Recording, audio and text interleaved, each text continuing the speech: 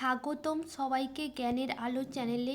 আজ আমরা নবম শ্রেণীর বাংলা পাঠ্য বই সাহিত্য সঞ্চয়নের একটি গুরুত্বপূর্ণ প্রবন্ধ নব নব সৃষ্টি নিয়ে আলোচনা করব, যা লিখেছেন সৈয়দ মুস্তফা আলী। আমরা পুরো প্রবন্ধটি লাইন বাই লাইন বিশ্লেষণ করব খুব সহজ ভাষায়, যাতে তোমাদের বুঝতে কোনো সমস্যা না হয়। দেখো, শুরু করছি। সংস্কৃত ভাষা আত্মনির্ভরশীল। এখানে লেখক প্রথমেই বলেছেন যে সংস্কৃত ভাষা আত্মনির্ভরশীল, অর্থাৎ নিজের পায়ে দাঁড়াতে পারে, অন্য ভাষার ওপর নির্ভর করতে হয় না। কোনো নতুন চিন্তা, অনুভূতি কিংবা বস্তুর জন্য নবীন শব্দের প্রয়োজন হলে সংস্কৃত ধার করার কথা না ভেবে আপন ভাণ্ডারে অনুসন্ধান করে। এমন কোনো ধাতু বা শব্দ সেখানে আছে কি না, যার সামান্য অদল বদল করে কিংবা পুরনো ধাতু দিয়ে নবীন শব্দটি নির্মাণ করা যায় কি না।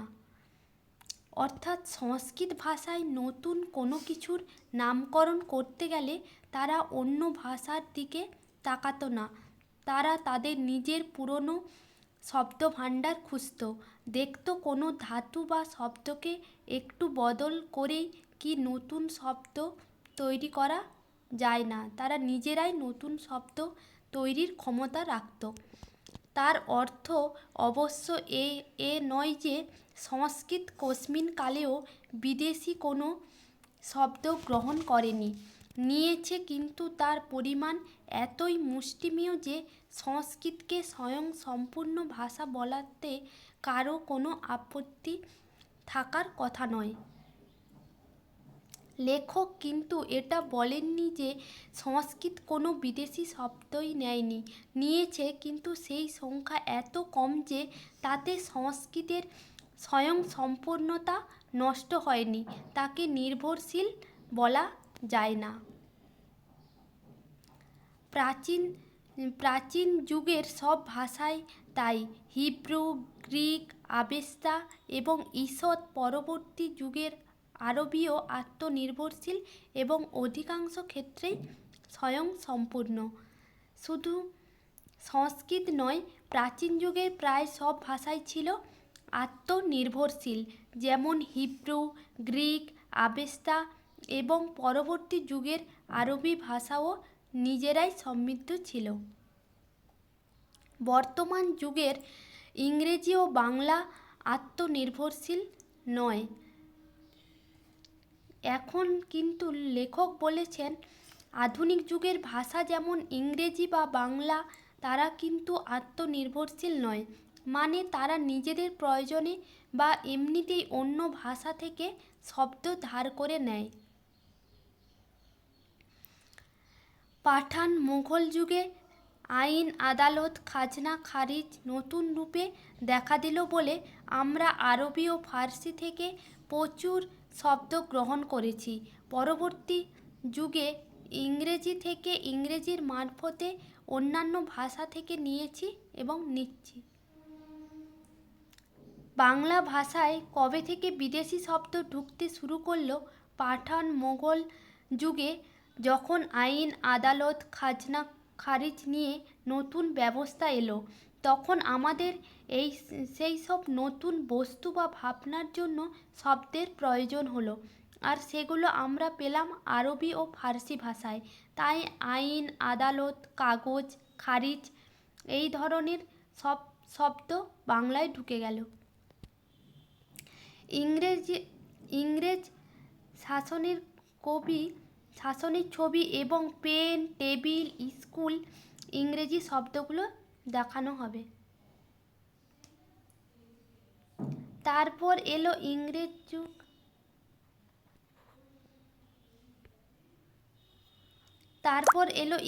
যুগ। তখন আমরা সরাসরি ইংরেজি থেকে এবং ইংরেজি ভাষার মাধ্যমে ইউরোপের অন্যান্য ভাষা থেকে শব্দ নেওয়া শুরু করি, যেমন পেন, টেবিল, স্কুল, কম্পিউটার ইত্যাদি। এখনও এই ধারাই চলে আসছে।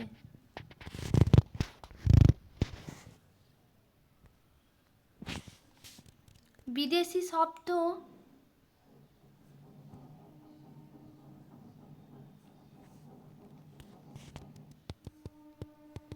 বিদেশি শব্দ নেওয়া ভালো না মন্দ সে প্রশ্নই অবান্তর। নিয়েছি এবং এখনও সজ্ঞানে আপন খুশিতে নিচ্ছি, এবং শিক্ষার মাধ্যম রূপে ইংরেজিকে বর্জন করে বাংলা নেওয়ার পর যে আরও প্রচুর ইউরোপীয় শব্দ আমাদের ভাষায় ঢুকবে সে সম্বন্ধেও কারো কোনো সন্দেহ নেই। আলু কপি আজ রান্নাঘর থেকে তাড়ানো মুশকিল, বিলিতি ওষুধ প্রায় সকলেই খান, ভবিষ্যতে আরও নতুন নতুন ওষুধ খাবেন বলেই মনে হয়। এই দুই বিদেশি বস্তুর ন্যায় আমাদের ভাষাতেও বিদেশি শব্দ থেকে যাবে, নতুন আমদানিও বন্ধ করা যাবে না।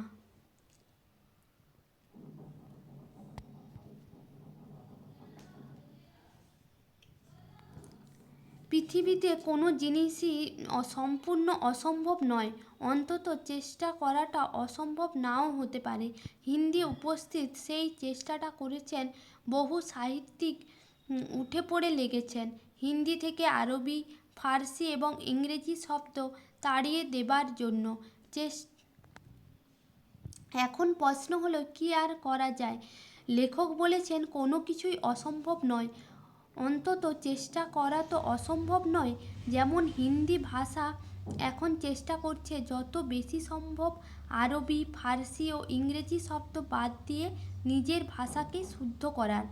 অনেক হিন্দি লেখক এ নিয়ে কাজ করছেন। চেষ্টাটার ফল আমি হয়তো দেখতে যেতে পারবো না, আমার তরুণ পাঠকেরা নিশ্চয়ই দেখে যাবেন। ফল যদি ভালো হয় তখনই তারা না হয় চেষ্টা করে দেখবেন।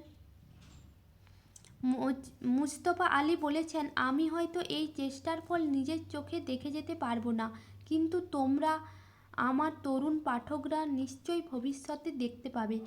আর ভালো ফল হলে তোমরাও নিজেরা চেষ্টা করবে বাংলাকে পরিশুদ্ধ করতে। বলাই বাহুল্য রবীন্দ্রনাথ স্বচ্ছন্দে লিখেছেন, আব্রু দিয়ে, ইজ্জত দিয়ে, ইমান দিয়ে, বুকের রক্ত দিয়ে। নজরুল ইসলাম ইনকলাব নয় এবং শহীদ শব্দ বাংলায় ঢুকিয়ে গিয়েছেন। বিদ্যাসাগর সাধু রচনার বিদেশি শব্দ ব্যবহার করতেন না, বেনামিতে লেখা অসাধু রচনায় চুটিয়ে আরবি ফার্সি ব্যবহার করতেন। আর অতিশয় নিষ্ঠাবান ব্রাহ্মণ পণ্ডিত হরপ্রসাদ আরবি ফার্সি শব্দের বিরুদ্ধে জিহাদ ঘোষণা করা আহাম্মকি বলে মনে করতেন। আলাল ও হুতুমের ভাষা বিশেষ উদ্দেশ্যে নির্মিত হয়েছিল, সাধারণ বাংলা এর স্রোতে গা ঢেলে দেবে না বলে তার উল্লেখ এর স্থলে। নিষ্প্রয়োজন এবং হিন্দির বঙ্কিম স্বয়ং প্রেমচন্দ্র হিন্দিতে বিস্তর আরবি ফার্সি ব্যবহার করেছেন। এখানে লেখক কিছু বড় বড় লেখকের কথা বলেছেন উদাহরণ হিসেবে। রবীন্দ্রনাথ তার সচ্ছেদ কবিতায় মিশ্র ভাষা ব্যবহার করেছেন। কাজী নজরুল ইসলাম বাংলায় এনেছেন ইনকলাব, যা আরবি শব্দ এবং শহীদ শব্দ। ঈশ্বরচন্দ্র বিদ্যাসাগর সাধু ভাষায় লিখলে বিদেশি শব্দ ব্যবহার করতেন না, কিন্তু অসাধু ভাষায় লিখলে আরবি ফার্সি ব্যবহার করতেন। মানে তিনি বুঝতেন কখন কোনটি ভাষার দরকার। অপরদিকে হরপ্রসাদ শাস্ত্রী আরবি ফার্সি শব্দ ব্যবহার করাকে আহাম্মকি বলে মনে করতেন। আলালের ঘরে দুলাল ও হুতুম পেঁচার নকশা বই দুটির ভাষা আলাদা ছিল, কারণ সেগুলো লেখা হয়েছিল বিশেষ উদ্দেশ্যে। আর মজার বিষয়, যিনি বাংলা ভাষাকে শুদ্ধ রাখার পক্ষে ছিলেন সেই প্রমথ চৌধুরী যখন হিন্দিতে লিখতেন তখন তিনি নিজেও অনেক আরবি ফার্সি শব্দ ব্যবহার করতেন। অর্থাৎ সব জায়গায় এই রকম ভাষা চলে না। এর স্থলে আর একটি কথা বলে রাখাই ভালো, রচনার ভাষা তার বিষয়বস্তুর ওপর নির্ভর করে। শঙ্কর দর্শনের আলোচনায় ভাষা সংস্কৃত বহুল হবেই। পক্ষান্তরে মোগলাই রেস্তোরাঁর বর্ণনাতে ভাষা অনেকখানি হুতুম ঘেঁষা হয়ে যেতে বাধ্য। বা বসুমতীর সম্পাদকীয় রচনার ভাষা এক, তাতে আছে গাম্ভীর্য, বাঁকা চোখের ভাষা ভিন্ন, তাতে তো থাকে চটুলতা। বাংলায় যেসব বিদেশি শব্দ ঢুকেছে তার ভিতরে আরবি, ফার্সি এবং ইংরেজি প্রধান। সংস্কৃত শব্দ বিদেশি নয় এবং পর্তুগিজ, ফরাসি, স্পেনিশ শব্দ এতই কম যে সেগুলো নিয়ে অত্যধিক দুশ্চিন্তা করার কোনো কারণ নেই। এবার লেখক বলেছেন বাংলায় সবচেয়ে বেশি বিদেশি শব্দ এসেছে আরবি, ফার্সি ও ইংরেজি থেকে। সংস্কৃত কিন্তু বিদেশি ভাষা নয়, কারণ আমাদের সংস্কৃতির সঙ্গে তার যোগ অনেক পুরনো। আর পর্তুগিজ, ফরাসি, স্পেনিশ থেকে আসা শব্দের সংখ্যা এতই কম যে সেগুলো নিয়ে তর্ক করা কোনো মানেই হয় না।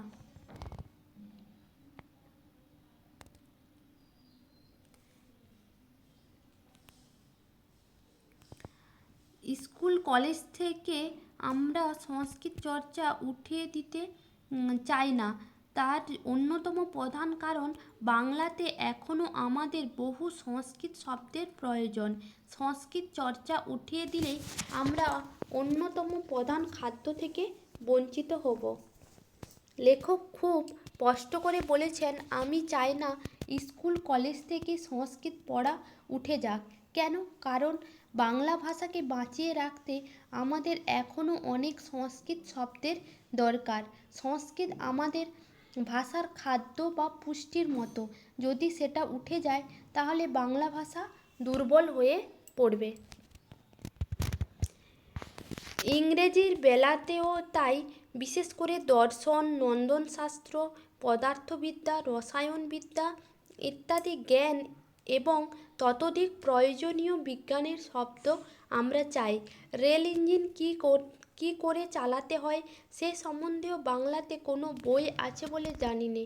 তাই এসব টেকনিক্যাল শব্দের প্রয়োজন যে আরও কত বেশি সে সম্বন্ধে কোনো সুস্পষ্ট ধারণা এখনও আমাদের মধ্যে নেই। সুতরাং ইংরেজি চর্চা বন্ধ করার সময় এখনও আসেনি। একই কথা ইংরেজি বেলাতেও প্রযোজ্য। বিজ্ঞান, দর্শন, প্রকৌশল এইসব বিষয়ে এখনও বাংলায় পর্যাপ্ত বই নেই। রেলের ইঞ্জিন চালানোর নিয়ম বাংলায় কোথাও লেখা আছে কি? তাই আমাদের এখন ইংরেজি চর্চা বাদ দেওয়ার সময় আসেনি, কারণ নতুন জ্ঞান অর্জনের জন্য আমাদের ইংরেজি শব্দের দরকার পড়ছে। একমাত্র আরবি, ফার্সি শব্দের বেলা অনায়াসে বলা যেতে পারে এই দুই ভাষা থেকে ব্যাপকভাবে আর নতুন শব্দ বাংলাতে ঢুকবে না। পশ্চিম বাংলাতে আরবি, ফার্সি চর্চা যাবো করছে। পূর্ব বাংলায়ও এইসব ভাষার প্রতি তরুণ সম্প্রদায়ের কৌতূহল অতিশয় ক্ষীণ বলে তার আয়ু দীর্ঘ হবে বলে মনে হয় না। এবং শেষ কথা, আরব, ইরানে অদূর ভবিষ্যতে যে হঠাৎ কোনো অভূতপূর্ব জ্ঞান বিজ্ঞানের চর্চা আরম্ভ হয়ে বাংলাকে প্রভাবিত করবে তারও সম্ভাবনা নেই। লেখক ভবিষ্যৎবাণী করে বলেছেন, পশ্চিমবঙ্গেতে আরবি, ফার্সি চর্চা খুবই কমে যাবে। পূর্ব বাংলায় নতুন প্রজন্মের আগ্রহ থাকলেও তা দীর্ঘস্থায়ী হবে না। এবং সবশেষে ইরান বা আরব দেশগুলো হঠাৎ করে কোনো অভাবনীয় বৈজ্ঞানিক আবিষ্কার করে বাংলা ভাষাকে প্রভাবিত করবে, এমন আশাও নেই।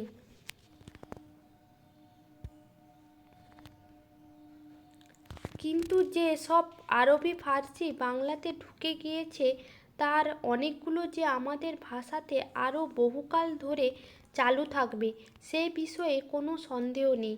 দ্বিতীয়ত, কোনো লেখক নতুন বিদেশি শব্দের সন্ধান বর্জন করে পুরনো বাংলার চণ্ডী থেকে আরম্ভ করে হুতুম পর্যন্ত অচলিত আরবি ফার্সি শব্দ তুলে নিয়ে সেগুলো কাজে লাগাবার চেষ্টা করেছেন।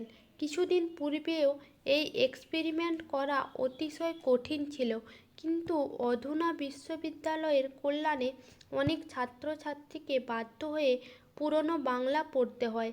তারা এই সব শব্দের অনেকগুলো অনায়াসে বুঝতে পারবে বলে অচলিত অনেক আরবি ফার্সি শব্দ নতুন মেয়াদ পাবে।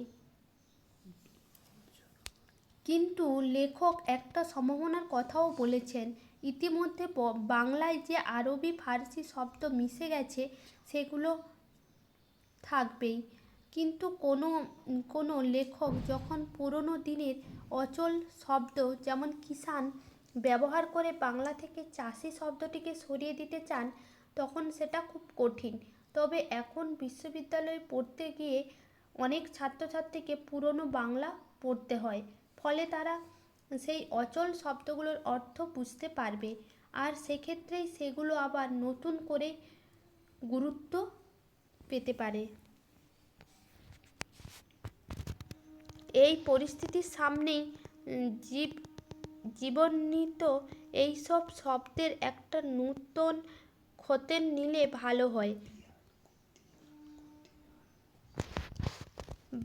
ভারতীয় মক্তব মাদ্রাসায় যদিও প্রচুর পরিমাণে আরবি ভাষা পড়ানো হয়েছিল, তবুও কার্যত দেখা গেল ভারতীয় আর্যগণ ইরানি আর্য সাহিত্য অর্থাৎ ফার্সি সৌন্দর্যে অভিভূত হলেন বেশি।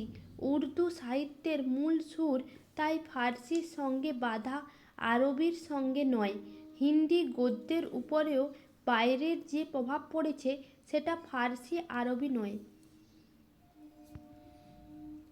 ভারতে মুসলিম শাসনকালে অনেক আরবি পড়ানো হতো, কিন্তু কাজের ক্ষেত্রে দেখা গেল মানুষ ফার্সি ভাষা ও সাহিত্যের সৌন্দর্যে বেশি আকৃষ্ট হয়েছেন। তাই উর্দু সাহিত্যের মূল সুর ফার্সির মতো, আর হিন্দি গদ্যের ওপরেও ফার্সি ভাষার প্রভাব বেশি পড়েছে, আরবির চেয়ে কম নয়। একদা ইরানে যেরকম আর্য ইরানি ভাষা ও সেমিত আরবি ভাষার সংঘর্ষে নবীন ফার্সি জন্মগ্রহণ করেছিল, ভারতবর্ষে সেই সংঘর্ষের ফলে সিন্ধু, উর্দু ও কাশ্মীরি সাহিত্যের সৃষ্টি হয়। কিন্তু আরবির এই সংঘর্ষ ফার্সির মাধ্যমে ঘটেছিল বলে কিংবা অন্য যে কোনো কারণেই হোক, ভারতবর্ষীয় এই তিন ভাষা ফার্সির মতো নব সৃষ্টি দিয়েই ঐশ্বর্যশালী সাহিত্য সৃষ্টি করতে পারল না।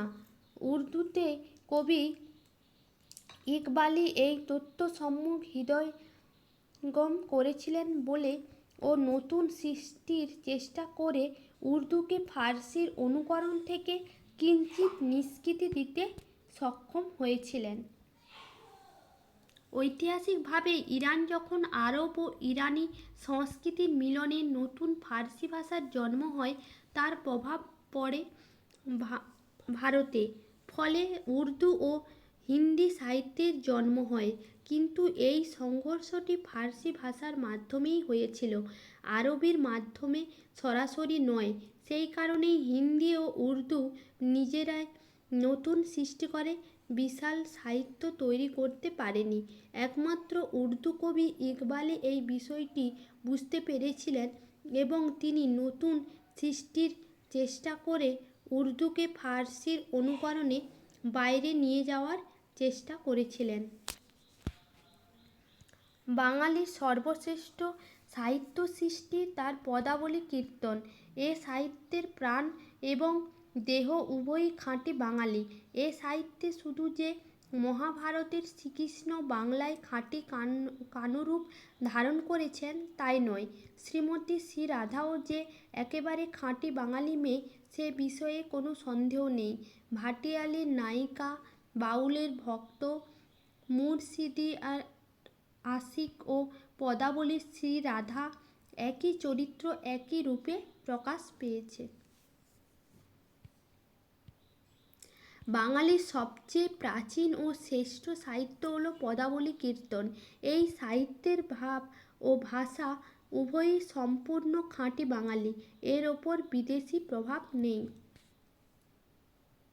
বাঙালি চরিত্রে বিদ্রোহ বিদ্যমান, তাই তার অর্থ এই যে কি রাজনীতি, কি ধর্ম, কি সাহিত্য, যখনই যেখানে সে সত্য শিব সুন্দরের সন্ধান পেয়েছে তখনই সেটা গ্রহণ করতে চেয়েছে, এবং তখন কেউ গতানুগতিক পন্থা, প্রাচীন সাহিত্য এর দোহাই দিয়ে সে প্রচেষ্টায় বাধা দিতে গেলে তার বিরুদ্ধে বিদ্রোহ করেছে।